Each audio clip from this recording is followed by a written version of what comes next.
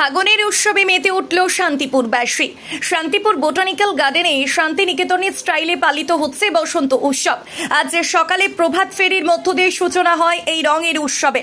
উদ্যোক্তাদের দাবি, শান্তিনিকেতনে যে বসন্ত উৎসবের সূচনা কবিগুরু করেছিলেন, সেই ঘটনাকে অনুসরণ করে প্রায় 12 বছর ধরে চলে আসা শান্তিপুরের এই বসন্ত উৎসবে সামিল হতে শান্তিপুর সহ জেলার একাধিক জায়গা থেকে মানুষ আসছে।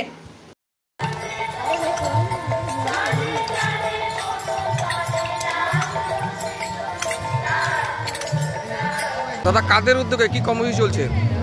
শান্তিপুর বসন্ত উৎসব চলছে বিগত 12 বছর ধরে শান্তিপুর বোটানিক্যাল গার্ডেনে। শান্তিপুরেরই কিছু সংস্কৃতিপ্রেমী মানুষ 12 বছর ধরে এটা সংগঠিত করে আসছেন একই জায়গাতে, শান্তিপুর বোটানিক্যাল গার্ডেনে। এবং হাজার হাজার মানুষ, এখন শুধু ব্যাপকতার শান্তিপুরে নয়, নদিয়া জেলায় নয়, সারা রাজ্য থেকে হাজার হাজার মানুষ এখানে আসেন। প্রচুর শিল্পী আসেন এবং সুস্থ সংস্কৃতির সাথে এখনও পর্যন্ত এই বসন্ত উৎসবটা আমরা চালাতে পারছি।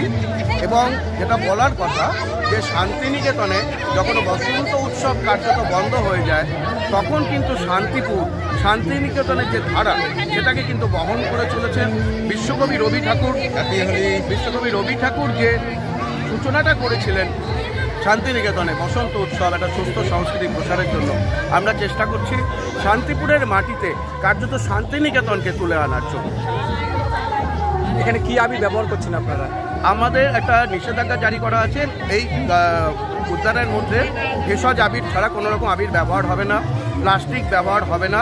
এই নিষেধাজ্ঞাগুলো আমরা প্রথম বছর থেকে আমরা জারি রেখেছি এবং মানুষ খুব স্বতঃস্ফূর্তভাবে এই বিষয়গুলো মেনে চলে।